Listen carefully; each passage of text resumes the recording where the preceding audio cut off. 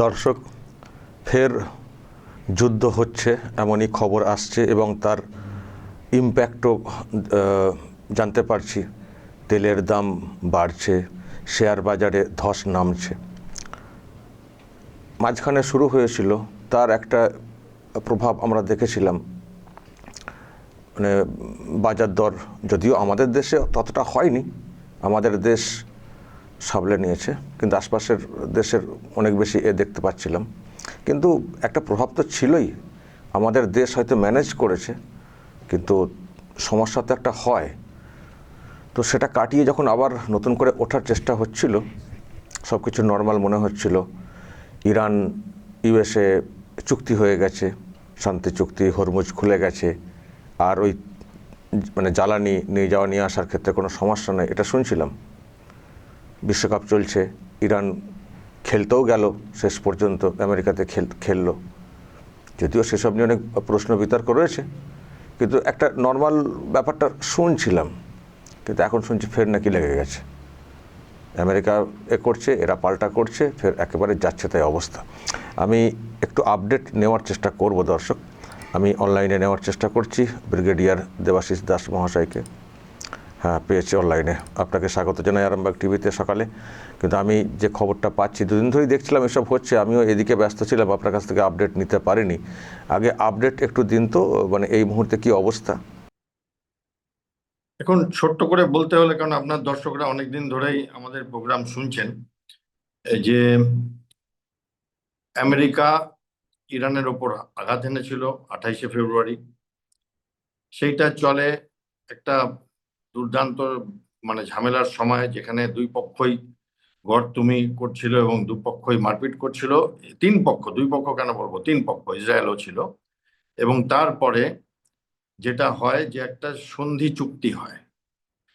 এই সন্ধি চুক্তিটা তৃতীয় সপ্তাহ, 60 দিনের এই সন্ধি চুক্তি ছিল, যে এই 60 দিনের সন্ধি চুক্তিতে সব কিছু সই করা হয়ে যাবে। কিন্তু এই সন্ধি চুক্তির তৃতীয় সপ্তাহে চুক্তিটা প্রায় ভেঙে যাওয়ার মুখে এসে গেছে। এইটার কি কারণ, যে কেন এরকম? যেটা আমেরিকার ভাষা সেটা আগে বলবো, যেটা ফ্রান্স বলছে সেটা আগে, তারপরে ফ্রান্স বলছি, ইসরায়েল বলছে সেটা বলবো, আর ইরানের বক্তব্য কি সেটা বলবো, তারপরে আমি আমাদের মতো করে অ্যানালিসিসটা বলবো। আমেরিকা বলছে যে চুক্তি সই হয়েছিল যে কোনো স্ট্রেট অফ হরমুজ খোলা থাকবে এবং কোনো জাহাজকে কেউ আটকাবে না, আঘাত করবে না, এবং ইরান নিউক্লিয়ার পাওয়ার টাওয়ার ওইগুলো হ্যান্ড ওভার করে দেবে, এবং আমরা নেভি ফেরত নিয়ে যাব, এরকম একটা চুক্তি হয়েছিল। এবার ইসরায়েল বলছে আমরা আমাদের অস্তিত্ব রক্ষা করবার জন্য, আমেরিকা বলছে যেটা আমি বললাম, এবার ইসরায়েল বলছে আমরা আমাদের অস্তিত্ব রক্ষা করবার জন্য যাদের শত্রু মনে করি তাদেরকে অ্যাটাক করি। আর ইরান বলছে যে আমরা কোনো চুক্তি ভঙ্গ করিনি, চুক্তি ভঙ্গ তোমরা করেছো। এবার কেন এই কনফিউশনটা, সেটা একটু বোঝবার দরকার আছে। দেখুন, এই চুক্তিটা তো একটা যুদ্ধ বিরতির জন্য হয়েছিল। এই চুক্তির প্রথম প্যারাগ্রাফটা কি জানেন?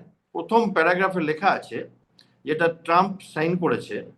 হাস্যকর ব্যাপার, ট্রাম্প কিন্তু ফার্সি ভাষায় যে চুক্তি ওটার উপর সাইন করেছে, এবং তাদের প্রথম প্যারাগ্রাফে লেখা আছে, 14টা প্যারাগ্রাফ আছে, আমি পুরো চুক্তিটা পড়েছি, যে আমেরিকা এবং তার সাঙ্গপাঙ্গ দেশরা যুদ্ধবিরতি করবে ইরানের উপরে, তারা সরিয়ে নেবে। এবং প্রথম প্যারাগ্রাফ, ছোট্ট একটা প্যারাগ্রাফে 3বার লেবাননের নাম আছে, যে লেবাননকে কেউ অ্যাটাক করবে না। এবার লেবাননের সাথে তো আমেরিকার কোনো যুদ্ধ চলছে না, লেবাননের সাথে যুদ্ধটা কার চলছে? ইসরায়েলের। ইসরায়েল এই চুক্তিটাতে সই করে। তো এমন একটা চুক্তি বানানো হলো যাতে একটা মেজর প্রতিপক্ষ শেষ সই করেনি।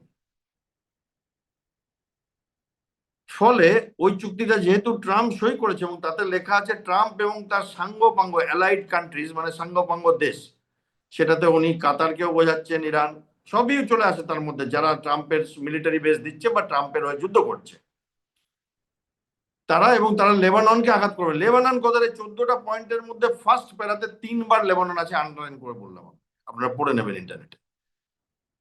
তো ইরানের লেবাননের সঙ্গে দোস্তি এই চুক্তিতে প্রকট, এবং ইসরায়েলের লেবাননের বিরুদ্ধে শত্রুতাটা সবাই জানে। ইসরায়েল এই চুক্তি স্বাক্ষর করেনি, ফলে যা হয়েছে, ট্রাম্পের ভাষা কি হয়েছিল বলছি, তিনটে মার্চেন্ট নেভি শিপ ওমানের পাশ দিয়ে যাচ্ছিল, সেখানে ইরান অ্যাটাক করে। এবার অ্যাটাক করবার পরে ট্রাম্প তখন ছিল তুর্কিতে, একটা ন্যাটোর কনফারেন্স হচ্ছিল, ওখান থেকে ট্রাম্প বলে দেয় যে আমি মনে হচ্ছে আমার এই চুক্তি আর রাখতে পারলাম না, বলে ওরাও অ্যাটাক শুরু। এবার ইরানের এখন যেটা হচ্ছে, যেটা আগে হয়েছিল ওটা নিয়ে আমি বলবো না, মানে ইরান আমেরিকার বেসগুলো যেগুলো কাতারে আছে, বাহরানে আছে, ওগুলোকে অ্যাটাক করছে, আর আমেরিকা ইরানের এই তেল, এই বন্দর আব্বাস, পোর্ট আব্বাস, এই আইল্যান্ড, খার আইল্যান্ড, এগুলো অ্যাটাক করছে। এইটা এখন অবধি চলছে, কিন্তু ইরান বলছে হরমুজ আমরা বন্ধ করে দিচ্ছি, আমেরিকা বলছে হরমুজ আমরা খুলে রাখবো, বাট কেউ কিছু বুঝতে পারছে না এখন কি হচ্ছে। এবার এই ব্যাপারটা কেন হলো, কারণ কোথাও একটা আমেরিকার তাড়াহুড়ো পড়ে গেছিল, যেন তেন প্রকারণে একটা চুক্তি সই করিয়ে ইরানের ব্যাপারটাকে একটা সাকসেসফুল দেখানো, কারণ তাদের রক্তক্ষয় হচ্ছিল। ইরানের তো প্রচুর রক্তক্ষয় হয়েছে, অঙ্গক্ষয় হয়ে গেছে, কিন্তু আমেরিকার রক্তক্ষয় হচ্ছিল, এবং আমেরিকা যে গণতান্ত্রিক দেশ, সেখানে রক্তক্ষয় হওয়াটা একটা মারাত্মক ব্যাপার রাজনীতিবিদদের জন্য। এবং সেইখানে ট্রাম্প চাইছিল, একটা চুক্তি সই করেছে, ফার্সি ভাষায় 3বার লেবানন লেখা আছে, আর লেবাননের সাথে ইসরায়েলের যুদ্ধ, ইসরায়েল লেবাননকে অ্যাটাক করা বন্ধই করেনি। মাঝখানে ট্রাম্প ইসরায়েলের নেতানিয়াহু সম্বন্ধে বলেছে যে তুমি একটা থার্ড ক্লাস লোক, তোমাকে কিভাবে সামলাবো বুঝতে পারি না। এবং ভাইস প্রেসিডেন্ট আমেরিকার বলেছে, আপনাদের ইসরায়েলের তো আমেরিকা ছাড়া কোনো বন্ধু নেই সারা পৃথিবীতে, তাহলে কেন আপনারা এরকম ভাবে আমাদের সাথে করছেন, আমরা একটা চুক্তি সই করেছি, ওটাকে কেন মর্যাদা দিচ্ছেন না? তাহলে ওনাকে তো সই করাতে হতো না ওই চুক্তিটাতে, উনি তো মানেন এই চুক্তিটা, উনি ওনার মতো খেলছেন।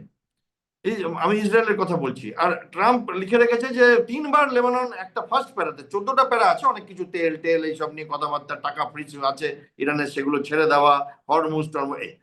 এখানে লেখা আছে চুক্তিতে, হরমুজের মধ্যে দিয়ে যাতায়াত, যেটা ট্রাম্প সই করেছে, আর ইরানের প্রেসিডেন্ট বা লোকসভার স্পিকার এমনি কেউ একজন সই করেছে, যে হরমুজের মধ্যে দিয়ে যাতায়াতটা তত্ত্বাবধান করবে ইরান। তুমি সই করেছো, তাহলে তুমি ওইখান দিয়ে ওমানের পাশ দিয়ে 3টে জাহাজ কেন বার করছিলে? তো চুক্তি ভঙ্গ কে করছে সেটা আমি ঠিক বুঝতে পারছি না।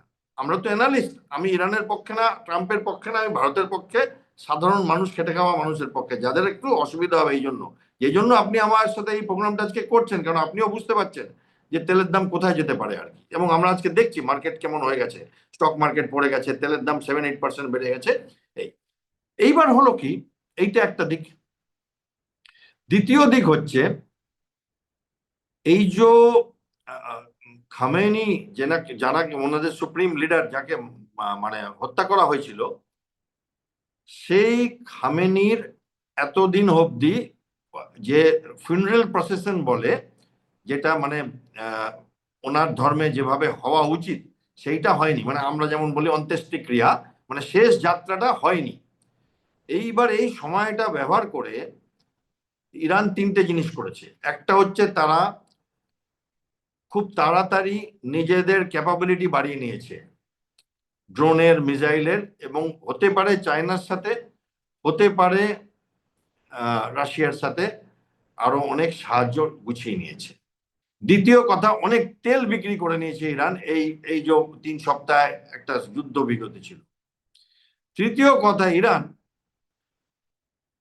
এই চুক্তির আড়ালে এই খামেনির যে মৃতদেহ, শবদেহ, সেটা ইরানের বড় বড় শহরগুলোতে ঘুরিয়ে এবং সারা বিশ্বের নেতাদের ডেকে একটা বিরাট ভাবে দেশকে এক জায়গায় করে দিয়েছে। এটা একটা মাস্টার স্ট্রোক খেলেছে ইরান। এখন আপনি যদি ইরানে যান, তাহলে ইরানের অনেক বাড়ির থেকে লম্বা কাপড়ের ফেস্টুন দেখতে পারবেন, তাতে লেখা রয়েছে ইন্তেকাম বা বদলা বা রিভেঞ্জ।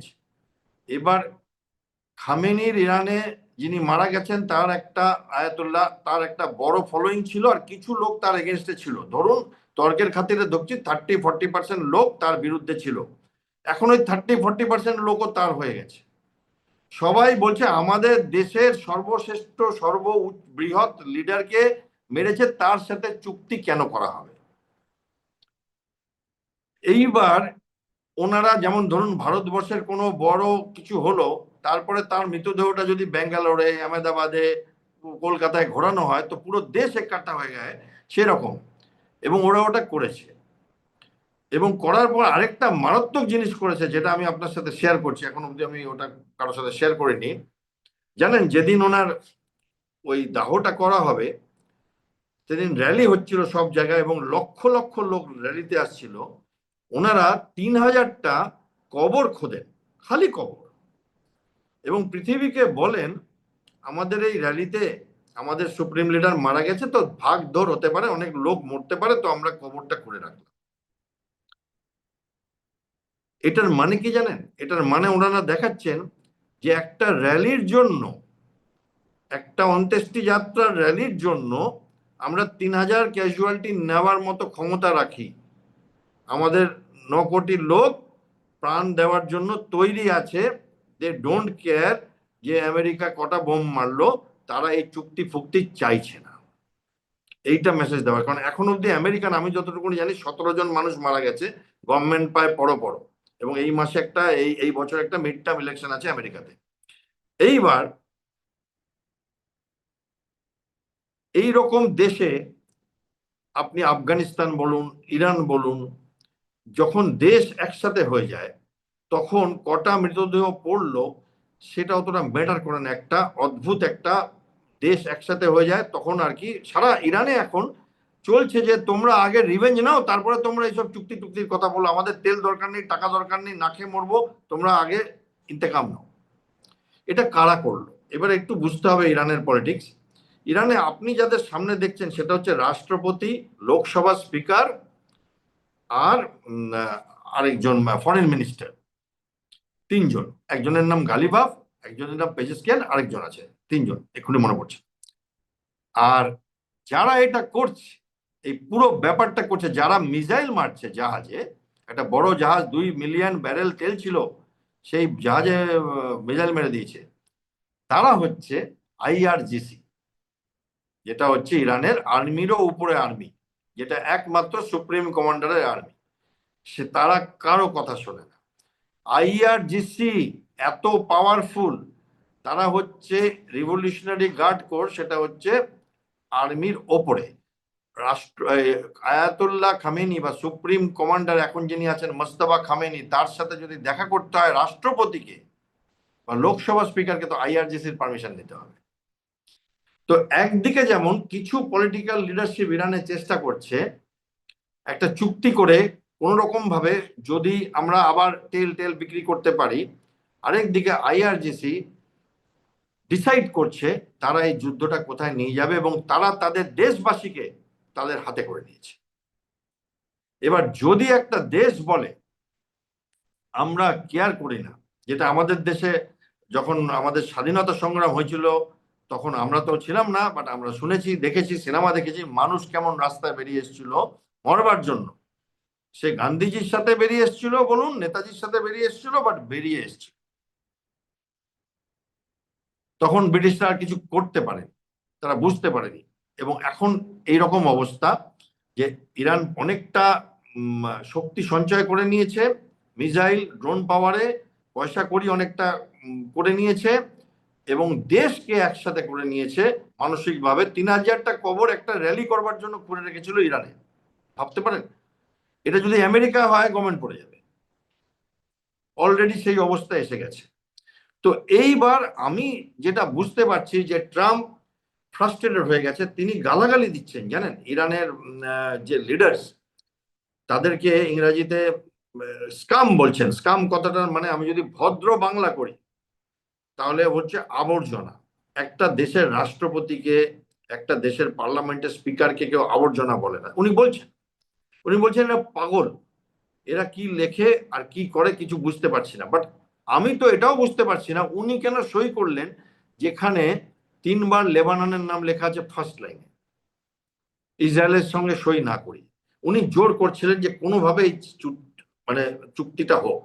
এবং আমি যেটুকুনি জানতে পারছি পড়াশোনা করে, যে আমেরিকার যে বড় বড় অয়েল কোম্পানি আছে তারা ওনাকে, উনি তো ব্যবসাদার আর তারাও বড় বড় ব্যবসাদার, তারা ওনাকে বুঝিয়েছে যে ভাই আপনি বড় বিপদে পড়বেন, সারা পৃথিবী বিপদে পড়বে, এমন বিপদ যেটা 1938 সালে হয়েছিল রিসেশন, সেই রকম বিপদে পড়বে যে সারা লোক না খেতে পেয়ে মারা যাবে রাস্তায়, এমন অবস্থা হয়ে যাবে এই তেলের জন্য, এমন ডিমান্ড হবে। এটা কেন বলেছেন তারা?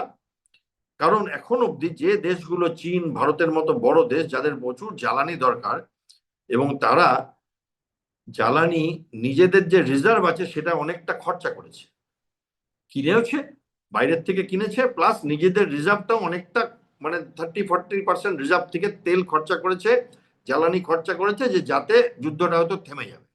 তারপরে থেমে গিয়েও ছিল। এইবার কি হবে, তারা তো রিজার্ভটাকে শেষ করতে পারবে না, তখন তারা মরিয়া হয়ে কিনবে, 4 গুণ দাম বেড়ে গেলে কিনবে, $200 পার ব্যারেল হয়ে গেলে কিনবে।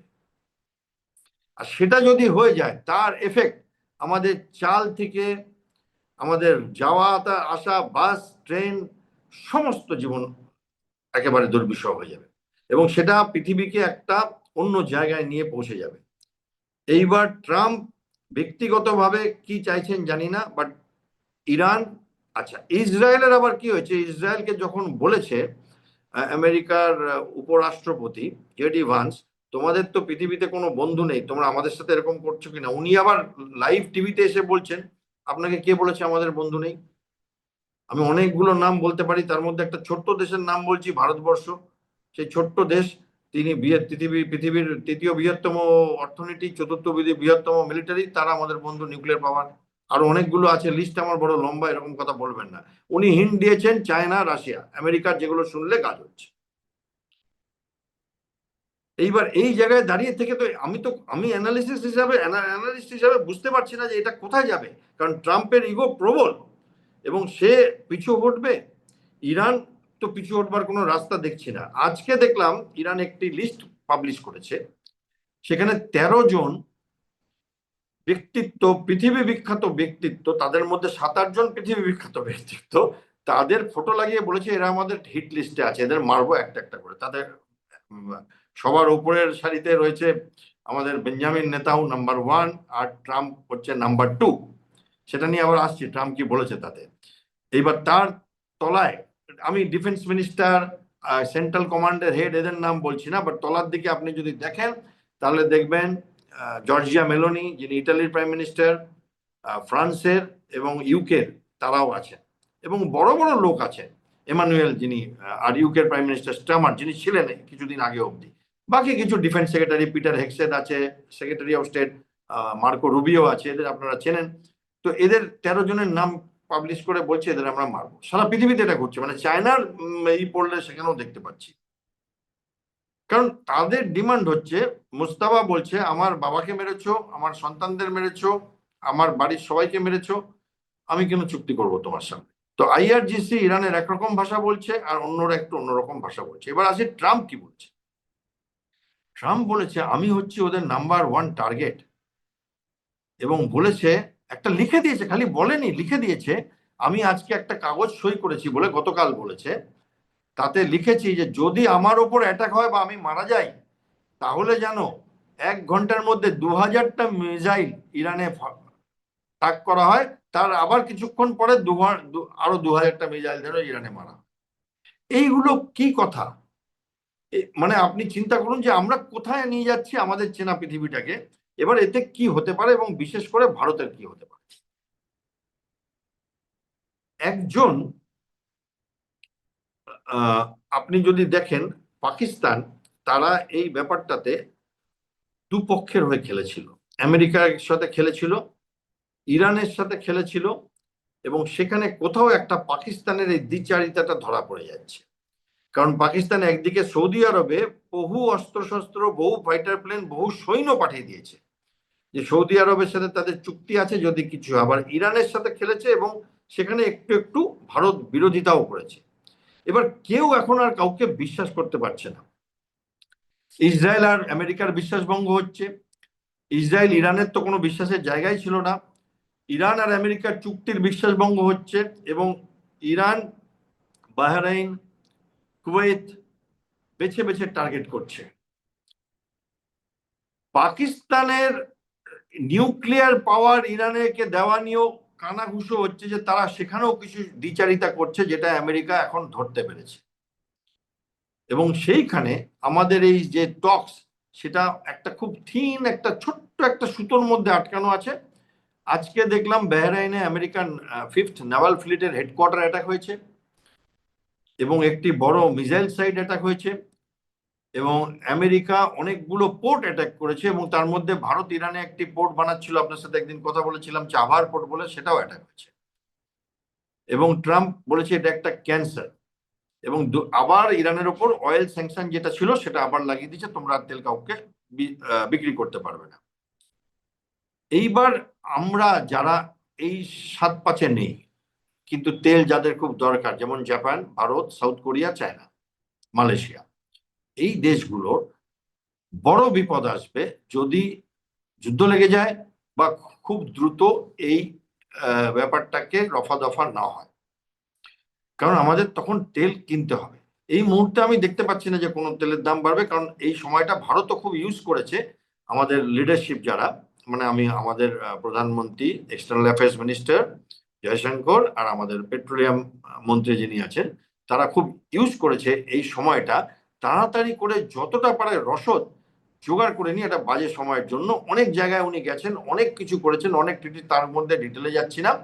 বাট আমার মনে হচ্ছে পৃথিবী একটা ঘূর্ণির মধ্যে পড়ে যাচ্ছে আস্তে আস্তে, এবং প্রত্যেকটা দেশে ত্রাহি অবস্থা হয়ে যাবে যদি এটা সলভ না হয়। এবং দুই গোয়ার তুমি দুই বড় বড় লিডার দেখছি, একটা আইআরজিসি, একটা ট্রাম্প, এবং সেখানে মার্চেন্ট নেভি শিপরা অ্যাটাক হচ্ছে, ভারতেরও হয়েছে। আজকে দেখলাম ব্রিটিশের নেভির কোনো যুদ্ধ জাহাজকে অ্যাটাক করেছিল ইরান, তারাও সেই যুদ্ধ জাহাজ অ্যাবান্ডন করে দিয়েছে, ছেড়ে দিয়েছে। আবার আজকেই দেখছি আমেরিকা বলছে 300টা টার্গেট অ্যাটাক করেছি। এই সেকেন্ড ফেজ থেকে আবার কবে একটু শান্তি পাবো আমি জানি না, আমার কাছে কোনো ঠিক উত্তর নেই। ট্রাম্পের মধ্যে কিছু অস্থিরতা দেখা যাচ্ছে, যেটা বার্ধক্যজনিত। উনি ভুলভাল কথা বলছেন। খুব রিসেন্টলি একটা ইন্টারন্যাশনাল মিটিং এ উনি রিপাবলিক অফ ইরান বলতে গিয়ে রিপাবলিক অফ জাপান বলেছেন। ঘুমিয়ে পড়ছেন দেখা যাচ্ছে। তো সেইটা একটা মানে অদ্ভুত ব্যাপার যে এইরকম সব লোকেদের হাতে পৃথিবীর সমস্ত আমাদের ভাগ্য নির্ধারণ করবার আর কি একরকম দেওয়া আছে। এবার আমেরিকার নিজস্ব পলিটিক্সে আছে, ইরানের নিজস্ব পলিটিক্স, তাদের আইআরজিসি একরকম করছে, মোস্তাবা একরকম বলছে আইআরজিসির সাথে, এবং বাকি তিনজন ওই গালিভাব যাদের নাম বললাম, পেজেশকিয়ান, তারা একরকম করছে।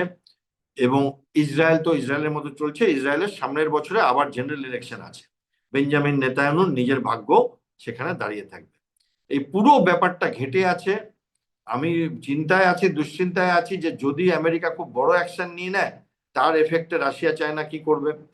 যদি আমেরিকা লম্বা যুদ্ধ চালাতে থাকে এরকম ভাবে নিজের পয়সা খরচা করে, তাহলে আমাদের ভাগ্য কি হবে যাদের অত তেল নেই, যারা তেলের জন্য বাইরে ডিপেন্ডেন্ট। কারণ আমেরিকা, রাশিয়া, এরা তেলের জন্য বাইরে ডিপেন্ডেন্ট না, তারা তেলের নিজেদের রিজার্ভ আছে প্রচুর, আমাদের নেই, চায়নার নেই। তো ফলে তাদের কি হবে। এবং সেইখানে আশা রাখছি যে কোথাও একটা আমেরিকার যে পলিটিক্যাল সিস্টেম, তারা বাধ্য করবে। আশা রাখছি যে ইরানেরও কোনো সুমতি হবে, যে আবার এমন একটা জায়গায় চলে আসুক যে যেখানে পৃথিবী একটু স্থিরতা পায়। একটা কথা বলে শেষ করব এখানে, ইরানের আরেকটা ইন্টারেস্ট আছে, সেটা হচ্ছে স্ট্রেট অফ হরমুজ থেকে পয়সা তোলা। কারণ তাহলে ইরানের এই তেল বিক্রি করার ব্যাপারটাই শেষ হয়ে যাবে। কারণ ইরান এখন একমাত্র পয়সা তোলার জায়গা হচ্ছে তেল বিক্রি করে। এবার তেল বিক্রি করা বন্ধ করে দিয়েছে বলে তাদের একটা ইকোনমিক দুঃসময় যায়।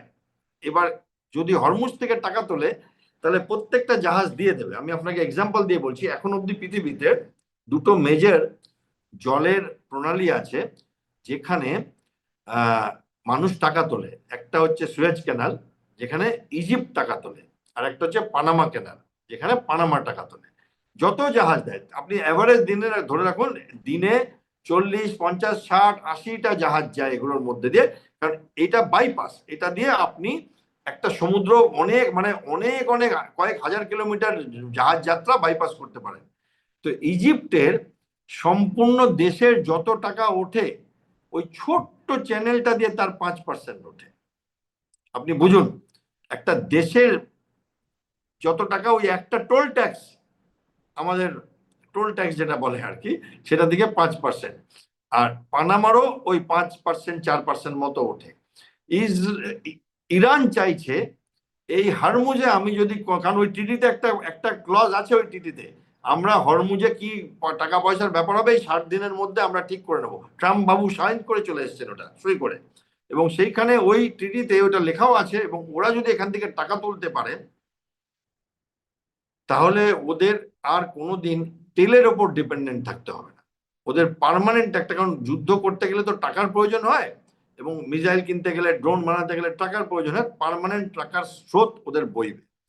তো সেইখানে আমার মনে হয় কোথাও আমি একটা, ওদের মধ্যে প্রচন্ড একটা দুর্বল দেশ হয়ে গেছে, তারা কিন্তু প্রচন্ড ইচ্ছা শক্তি দেখছি, এবং আমেরিকার মধ্যে এত সবল দেশ হওয়া সত্ত্বেও ইচ্ছা শক্তির অভাব দেখছি। কোথাও একটা পাত্তারি গুটিয়ে কোনো রকম ভাবে মুখ রক্ষা করে পালাবার একটা প্রচেষ্টা দেখছি। দেখা যাক কি হয়। আশা করি ভারতবর্ষ কোথাও একটা কিনারা খুঁজে নেবে এর, ও অন্যান্য দেশগুলো একটু পরিত্রাণ পাবে এই সংকট থেকে। ওকে, অসংখ্য ধন্যবাদ। লম্বা ব্যাখ্যা আপনি দিয়েছেন বর্তমান পরিস্থিতি নিয়ে। ভালো থাকবেন। দর্শক শুনলেন ব্রিগেডিয়ার দেবাশিস দাস ব্যাখ্যা দিলেন। আবারও অশান্তির একটা খবর আসছে, মানে অশান্তি নতুন করে কারা শুরু করেছে সেটা নিয়ে বিতর্ক রয়েছে। এরা বলছে ওরা কেন করলো, ওরা বলছে ওরা কেন করলো, এই হচ্ছে। কিন্তু যেটা হচ্ছে সেটা একটা অশান্তি, তার জেরে তার একটা প্রভাব বিশ্বে পড়তে চলেছে। এই একটা ফেজ আমরা কাটিয়ে সামলে এসছিলাম, আবার যদি এরকম হয়, আবার যদি তার সংকট আসে, সেটাকে আবার সামাল দিতে কষ্ট হবে। সামলানোর যে বিষয়টা সেটা হয়তো মোদী সরকার দিয়ে দেবে, কিন্তু আবার সেই অযথা একটা ঝামেলা অন্যভাবে সামাল দিতে হবে এদিক সেদিক করে। কেন আমরা কেন সেসব ঝামেলায় যাব কেন? ওরা এইগুলো লড়াই করবে, এই করবে, সেই করবে, আর আমাদের ভুগতে হবে। তো যা হবে হোক না, হ্যাস্ত করে দিক না। আমেরিকা যদি মনে করে ইরানকে শেষ করে দিক, আর ইরানও যদি কিছু করার থাকে করে দিক। লেন্দি বিষয়টা চলছে, তার জেরে আমরা যারা সাথে পাচ্ছি না, এই সত্যি কথা, তো আমাদেরকে কেন ভুগতে হবে? কিন্তু পরিস্থিতি এইরকম, কিছু মানুষের জন্য, কিছু মানুষের নিজস্ব সিদ্ধান্ত, নিজস্ব ইন্টারেস্ট, নিজস্ব ইগোর জন্যে গোটা বিশ্ব ভুগছে। দর্শক বলবেন যা বলার এই নিয়ে, অবশ্যই বলবেন এবং নজর রাখবেন আরামবাগ টিভিতে।